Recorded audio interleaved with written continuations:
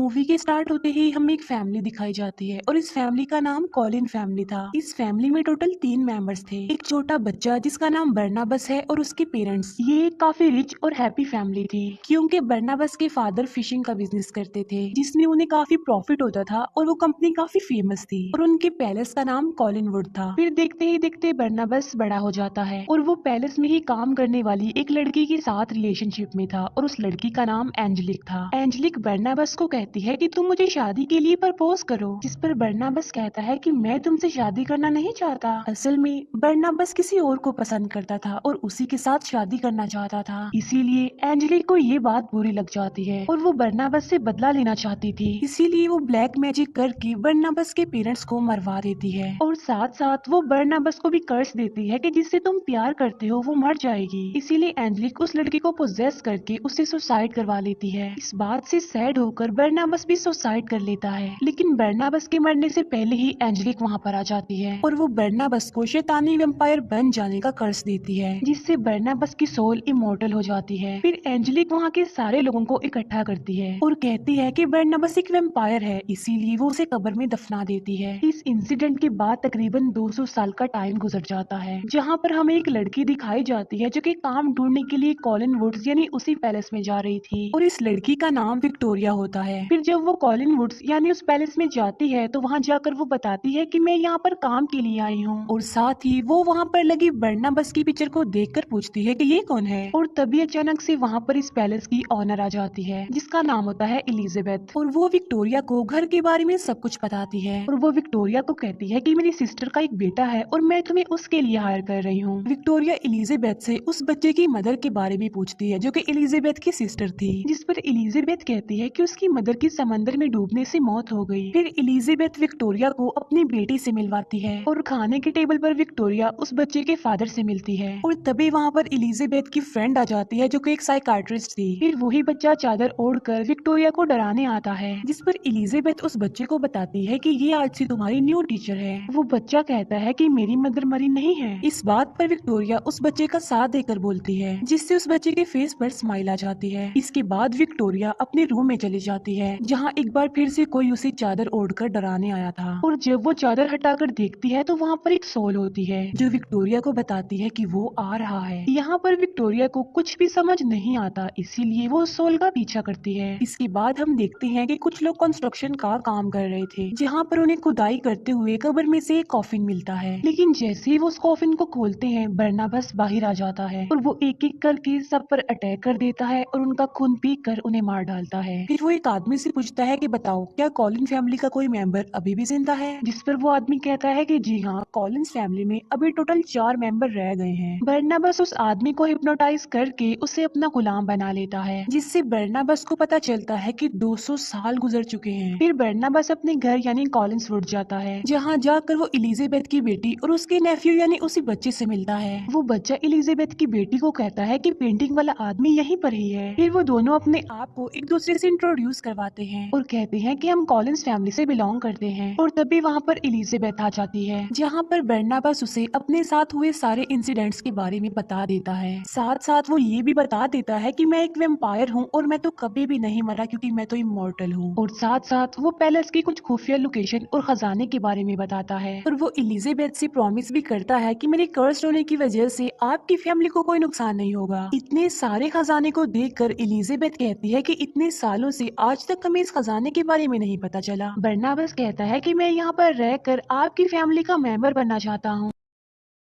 Elizabeth उसकी ये बात मान लेती है और साथ साथ वो ये भी कहती है कि ये बात हम दोनों के बीच ही सीक्रेट रहेगी। इसके बाद बर्नाबस फैमिली के बाकी मेंबर से मिलता है और अपने फिशिंग के बिजनेस के बारे में पूछता है, जिस पर एलिजाबेथ कहती है कि फिशिंग का बिजनेस ऑलमोस्ट खत्म ही होने वाला है क्योंकि उस पर एंजेलिक ने कब्जा कर लिया है, उसने सारे फिशरमैन्स को खरीद लिया है। जिस पर बर्नाबस कहता है कि आपको फिक्र करने की कोई जरूरत नहीं है, अब मैं आ गया हूँ ना, अब मैं बिल्कुल सही कर दूंगा सब कुछ। तभी वहाँ पर विक्टोरिया भी आ जाती है जिस पर बर्नाबस बर्नाबस उसे अपनी मर्जी का एक निकनेम दे देता है। इसके बाद हमें एंजेलिक दिखाई जाती है, जिसका फिशिंग का बिजनेस काफी सक्सेसफुल चल रहा था। एंजेलिक को जंगल में होने वाली मर्डर्स के बारे में पता चलता है। तब एंजेलिक चेक करने के लिए खुद वहाँ पर जाती है और वहाँ जाकर उसे पता चलता है कि बर्नाबस अपनी कब्र से बाहर आ गया है और वो फौरन समझ जाती है कि बर्नाबस अपने पैलेस यानी कॉलिनवुड में ही गया होगा और इसीलिए एंजेलिक भी कॉलिनवुड चली जाती है और वहाँ जाकर वो एलिजाबेथ से बर्नाबस के बारे में पूछती है और इसके बाद एंजेलिक बर्नाबस से मिलती है। अब क्योंकि वो एक दूसरे को जानते थे, इसीलिए वो अपनी पास्ट की पुरानी बातें करने लगते हैं। बर्नाबस उसे कहता है कि तुमने मेरे साथ अच्छा नहीं किया, जिस लड़की को मैं पसंद करता था उसे मार दिया और मुझे कर्स देकर वैम्पायर बना दिया। लेकिन एंजेलिक उसे तसल्ली देकर कहती है कि सब कुछ भूल जाओ, क्योंकि मैं तुम्हारे साथ अपनी लाइफ का न्यू स्टार्ट लेना चाहती हूँ। लेकिन इसके लिए बर्नाबस उसे साफ इनकार करता है और यहाँ पर बर्नाबस को ये भी पता चल जाता है कि असल में एंजेलिक ने ही उनके बिजनेस को डिस्ट्रॉय किया है। इसके बाद बर्नाबस खजाने के पैसों से कंपनी को फिर से स्टार्ट करता है और ये बात एंजेलिक को काफी बुरी लगती है, वो काफी जेलस होती है। फिर वो साइकाइट्रिस्ट बर्नाबस को हिप्नोटाइज करती है, जहाँ पर उसे पता चलता है कि बर्नाबस असल में एक वैम्पायर है और तब वो फौरन एलिजाबेथ के पास जाती है और उसे कहती है कि तुमने मुझसे क्यों छुपाया कि बर्नाबस एक वैम्पायर है। अब क्योंकि वो वैम्पायर है, वो किलर है, उसे घर में रखना ठीक नहीं है, उसे घर से निकाल दो। जिस पर एलिजाबेथ कहती है कि नहीं, वो कहीं पर भी नहीं जाएगा, वो हमारे साथ इसी घर में ही रहेगा, क्योंकि वो भी हमारी फैमिली यानी कॉलिंस फैमिली का एक मेंबर है। इसके बाद बर्नाबस और विक्टोरिया की दोस्ती हो जाती है और वो एक दूसरे के साथ काफी टाइम स्पेंड करने लग गए थे। एंजेलिक बर्नाबस से मिलने के लिए एक मीटिंग रख लेती है और तब बर्नाबस उससे मिलने के लिए उसके ऑफिस जाता है। एंजेलिक उससे कहती है कि तुम अपनी कंपनी मुझे सेल कर दो, लेकिन बर्नाबस इसके लिए साफ इनकार कर देता है और वो एंजेलिक को कहता है कि सब कुछ डिस्ट्रॉय करने के पीछे तुम्हारा ही तो हाथ है। फिर वो साइकाइट्रिस्ट बहाने से बर्नाबस का ब्लड निकाल लेती है। फिर विक्टोरिया को उसके ड्रीम में उसके बचपन का सीन नजर आता है कि जब वो छोटी थी तो उसे गोश्त दिखाई दिया करते थे और इस बात से तंग आकर विक्टोरिया के पेरेंट्स ने उसे मेंटल अजाइलम में भेज दिया। असल में विक्टोरिया को सिर्फ एक लड़की का ही गोश्त नजर आता था और उस लड़की का गोश्त विक्टोरिया को बार बार एक ही चीज दिखाता था कि जैसे वो सुसाइड कर रही है। फिर कंपनी की ओपनिंग पर बर्नाबस और एलिजाबेथ सेलिब्रेशन करने के लिए एक पार्टी रखते हैं। फिर विक्टोरिया और बर्नाबस एक दूसरे से मिलते हैं, जहाँ पर विक्टोरिया बर्नाबस को अपने बचपन की बात बताती है कि जब मैं छोटी थी तो मेरे पेरेंट्स ने मुझे मेंटल असाइलम भेज दिया, ये सोचकर कि मैं कर्स्ड हूँ, क्योंकि उसे भूत दिखाई देते थे। और उस पार्टी में एंजेलिक भी आती है और तब वो जाती है बर्नाबस के पास और जब वो विक्टोरिया और बर्नाबस को एक साथ देखती है तो वो जेलस हो जाती है। फिर उस बच्चे के फादर उसे छोड़कर चले जाते हैं, जिससे वो बच्चा काफी दुखी हो जाता है और फिर वो अपने रूम की तरफ भाग जाता है। तभी बर्नाबस के गुलाम से एक लाइट फिक्सचर उस बच्चे के ऊपर गिरने वाला होता है, लेकिन बर्नाबस जल्दी से भागकर उस बच्चे की जान बचा लेता है और तभी बर्नाबस के ऊपर सनलाइट पड़ती है, जिससे वो जलने लगता है, जिससे वहाँ के सारे लोगों को पता चल जाता है कि बर्नाबस कोई इंसान नहीं बल्कि वो एक वैम्पायर है। और ये देखकर सब लोग वहाँ से चले जाते हैं और फिर बर्नाबस विक्टोरिया के पास आता है, लेकिन विक्टोरिया भी वहाँ से चली जाती है। फिर बर्नाबस एंजेलिक के पास जाता है और उसे कहता है कि मुझे ठीक कर दो, लेकिन उल्टा एंजेलिक बर्नाबस को ही ब्लेम करती है कि तुमने जंगल में इतने सारे मर्डर्स किए। बर्नाबस कहता है कि जो मैंने किया वो मैंने जानबूझकर नहीं किया, इस सब के पीछे वजह तुम ही हो। एंजेलिक कहती है कि आज से 200 साल पहले जो मैंने तुम्हारे साथ किया था मैं उसे दोबारा भी कर सकती हूँ, और मैंने विक्टोरिया को भी हिप्नोटाइज कर दिया है ताकि वो भी सुसाइड करके मर जाए। और कहती है कि तुम मेरे साथ मिलकर पार्टनरशिप कर लो, वरना मैं तुम्हें दोबारा से कब्र में दफना दूंगी। जिस पर बर्नाबस साफ इनकार कर देता है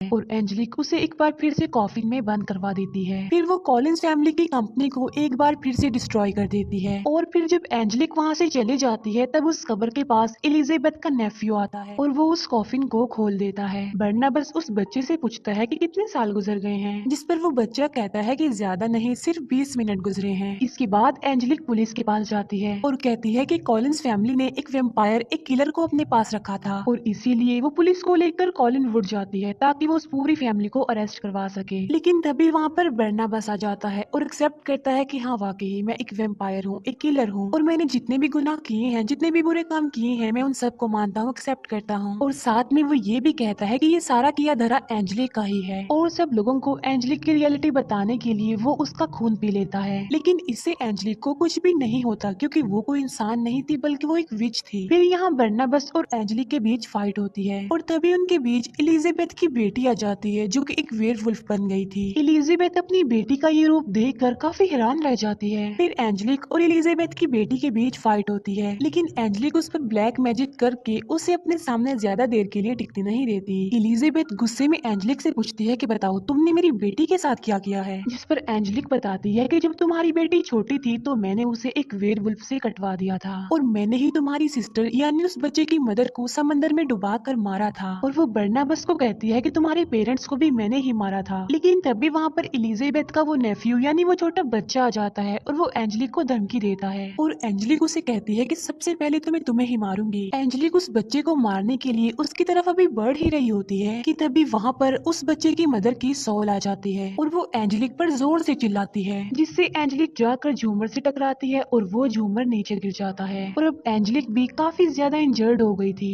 तब बर्नाबस सबको कहता है कि जल्दी से घर से बाहर चले जाएं और देखते ही देखते पूरे घर में आग लग जाती है। तब एलिजाबेथ सबको लेकर घर से बाहर आ जाती है। बर्नाबस के गुलाम को भी होश आता है और वो भी बाहर चला जाता है। इसके बाद बर्नाबस एंजेलिक के पास जाता है और उसे कहता है कि तुमने तो मुझसे कभी प्यार किया ही नहीं और ये सब कुछ तो तुम्हारा ब्लैक मैजिक था क्योंकि तुम मेरे ऊपर अपना कंट्रोल करना चाहती थी। तब एंजेलिक उससे कहती है कि नहीं तुम गलत कह रहे हो, मैं तुमसे प्यार करती हूँ। और तब वो बर्नाबस को अपना दिल निकाल कर दे देती है और बर्नाबस की आंखों के सामने ही एंजेलिक की मौत हो जाती है। फिर इसके बाद बर्नाबस घर की बाहर विक्टोरिया को ढूंढने जाता है जो कि एंजेलिक के पोजेस करने की वजह से सुसाइड करने के लिए माउंटेन्स की तरफ जा रही थी। विक्टोरिया भी कूद कर सुसाइड करने ही वाली होती है कि तभी वहाँ पर बर्नाबस आकर उससे ऐसा करने से रोक लेता है। विक्टोरिया उससे कहती है कि हम कभी भी एक नहीं हो सकते, तुमने मुझे हमेशा के लिए खो दिया क्योंकि तुम वेम्पायर हो, तुम अंधेरे में रहते हो और मैं लाइट में रहती हूँ। बर्नाबस कहता है कि इसका कोई ना कोई सोल्यूशन हम निकाल लेंगे। ये सुनकर विक्टोरिया कहती है कि सिर्फ एक ही रास्ता है और कहते ही वो कूद जाती है। तब बर्नाबस भी उसके साथ ही कूद जाता है, लेकिन इससे पहले कि वो दोनों जमीन पर गिरते बर्नाबस उसे काट लेता है। जमीन पर गिरने के बाद बर्नाबस सोचता है कि विक्टोरिया मर चुकी है और तभी विक्टोरिया वेम्पायर बनकर अपनी आंखें खोलती है और बर्नाबस को कहती है कि तुम मुझे विक्टोरिया मत कहो बल्कि तुम मुझे उसी नाम से बुलाओ जो तुमने मेरा निक नेम रखा था, क्योंकि आज से मैं भी तुम्हारी तरह एक वेम्पायर बन गई हूँ। और तब वो हमेशा के लिए एक दूसरे से मिल जाते हैं और इसी के साथ ही ये मूवी यहीं पर एंड हो जाती है। Thank you for watching.